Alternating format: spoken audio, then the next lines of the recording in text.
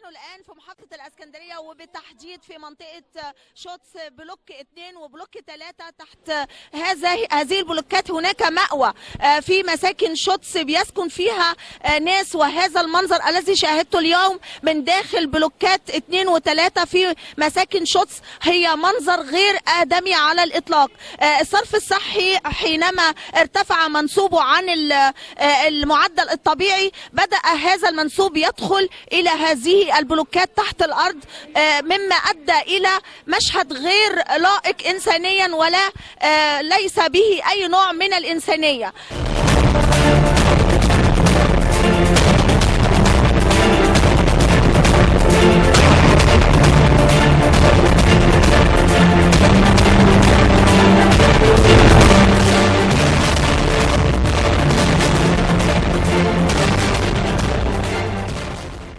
هنا اللي بقاله 13 سنه واللي بقاله 10 سنين واللي بقاله 20 سنه واللي بقاله على درجات من القناه المحموديه واللي جاي من على السكه الحديد واللي جاي مش عارف ايه، اخلق داري ازاله وجابونا هنا على اساس ايواء مؤقت 3 شهور او بتاع ويسكنونا.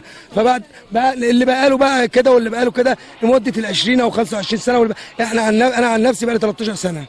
وفي غيري بقى له 17 وفي غيري بقى له كده وفي غيري، فكل سنه وكل شهر يقول لك ايه، ايوه بيبنوا مساكن، ايوه ما فيش مساكن، ايوه مش عارف ايه، ايوه وتطلع الميه منسوب الميه 10 سم 20 سم بتاع. والايام ديت والسنه ديت وصلت لمنسوب الميه لنص متر، يعني قايم من السرير وايدي جت في الميه، ميه مجاري يعني ميه زفت. انا مش قادر الفظ اللفظ الوحش ان ميه القرف.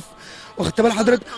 في حشرات من اجود انواع الحشرات عندنا، وافران وعرس وبتاع. الثلاجه فيها صراصير، البوتاجاز فيه صراصير، الاكل فيه صراصير، العيش بيخش فيه صراصير، كل حاجه. مراتي وهي رايحه دلوقتي اذاعه الصرصار مطلعه من قفاها جاي معانا رايح لكم على الاذاعه هناك. طبعا اللي معاه بنت واللي معاه ولد ايا كان بنت او ولد من حق ان كل واحد يتفصل لوحده في النوم، لا بنبقى كلنا مع بعضنا، لا نعرف ناكل ولا نشرب ولا ننام، بيبقى اكلنا وشربنا والمذاكره وحياتنا كلها على السرير. فوق كل ده الميه كمان تيجي تطلع لنا فوق السرير. انا عايز اعرف يا دكتور اذاكر ازاي؟ ولا هو الكليات والدراسه للاغنياء بس اللي عندهم مكان؟ ما هو ده نفس الموضوع، الكتب اتبلت.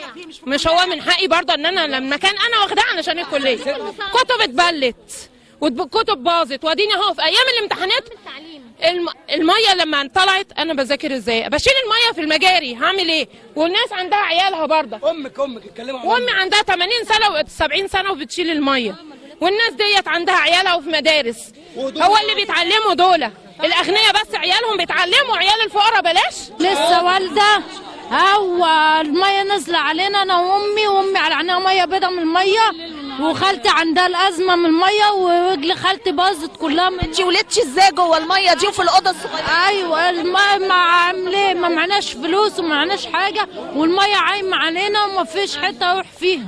انا ساكن في العلو، بس حرام الناس دي كل يوم يشيلوا ميه، وبنات متجوزه وبنات يعني شوارها بايظين وناس كبيره، يعني انت تشوفي الناس يصعبوا عليك. انا وجوزي وخمس افراد معايا في الاوضه، والميه غرقت نص الدولاب وكسرت 2 الدولاب. الميه مش عايزين نخلص منها الميه، بقالنا اسبوعين جرقانين. جوزي قاعد في المستشفى 6 شهور من عزم الميه، من عزم 6 شهور من عزم الميه، وكل ما يتصل بيهم ما حدش يجي فقط.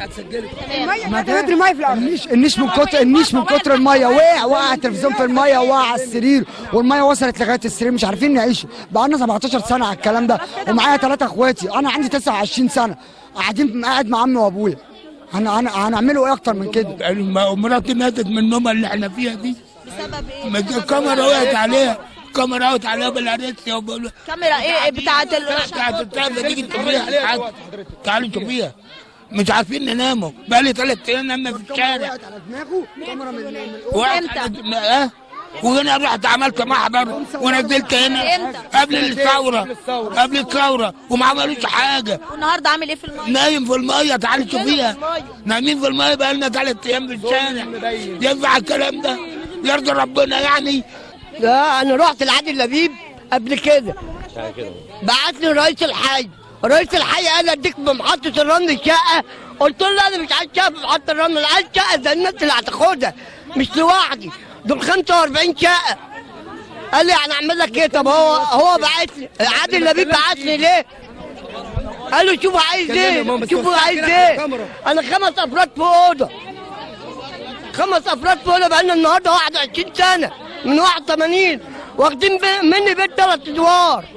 مش بيت اوضه، بيت 3 ادوار وقال له ازاله. قال هنديك الاوضه دي مده شهرين. الشهرين ما شفناش حاجه، بقالي 21 سنه فيها. ايه طلباتك؟ الطلبات ان عايز امشي من هنا. يعني هم ما يحضروش، هم ما يحضروش غير لما يقع البلوك. يعني لما يقع البلوك على الناس تحضره. احنا مش شايفين حد. الميه وصلت تحت الارض 1.5 متر. ما ينفعش. احنا عايزين يعني يرحمنا شويه، في مساكن يدينا منها نمشي عشان خاطر عيالنا، احنا مش مهم بس عشان خاطر عيالنا ما تتبهدلش. معايا 5 غير ابوهم هم. بقالك قد ايه في الحوش؟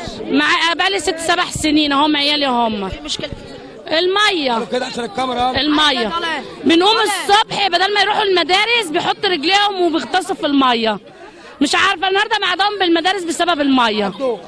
هيروحوا ازاي لما تكون عيله غرقانه ميه مجاري؟ لغايه الان بقالي 17 سنه راميين الرميه السوداء دي. الميه الان ايه؟ معايا راجل عنده 28 سنه ماشي، وعندي 3 بنات عرايس. تعال فرجي بص الجب ده ما يرضيش حد. واللي انت المنظر اللي شفتيه ده بيهم ازاي في الاوضه الصغيره؟ هعمل ايه طيب؟ قولي لي هروح اشتكينا. انا بقول لك 4 محافظين وكل ما نروح استنى المره الجايه دورك لسه ما جاش.